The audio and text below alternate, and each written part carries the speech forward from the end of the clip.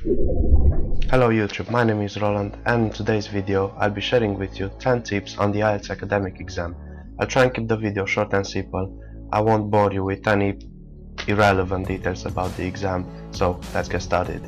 Tip number 1 for the listening stage. There are so many misleading answers, so make sure you listen carefully, and when you hear the right answer, write it down.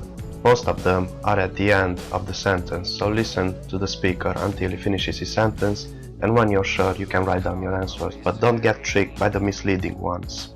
Tip number 2, for the listening stage you must be quick, as you only hear the recording once. So if you fall a bit behind, you must skip the other answers and just carry on with the speaker. Tip number 3, for the reading stage there are so many ambiguous trick questions. If you spend 1 minute on one question, that's fine, but as soon as you get to the second minute, you'll think, oh man, I'm spending so much time on this question, I should leave it at the end. That's what you should do. It saves you time and you get to come back to it at the end of your reading stage. Tip number 4. Answers always relate to the case study you get. Even though they might seem counterintuitive and against your logic, you must stick to the case study they gave you. Tip number 5. In the writing stage, make sure you break down your text into the 4 main blocks: introduction, case for, case against, and conclusion. Never ever write the whole text only in one massive block.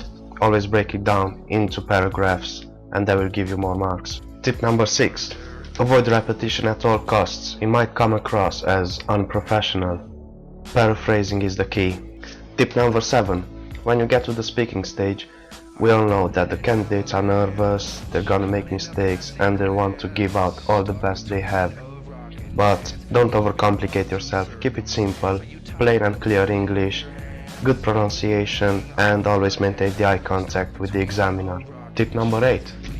At the speaking stage, don't panic if an unfamiliar topic comes up. The examiner will talk you through several topics, and he'll pick the one which he thinks suits you the best, so you can talk about it as much as you want. Tip number 9, which I consider pretty important, is keeping an eye on the time.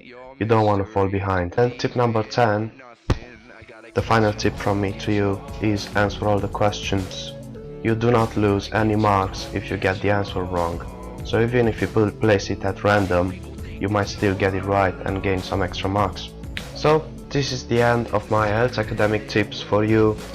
If you think your English is better than mine, then that's perfect. It means you're gonna get at least mark band 7.5, which I got in my exam. With this being said, I wish you all the best. Go in there, smash the exam, and get the mark band you always wanted. All the best.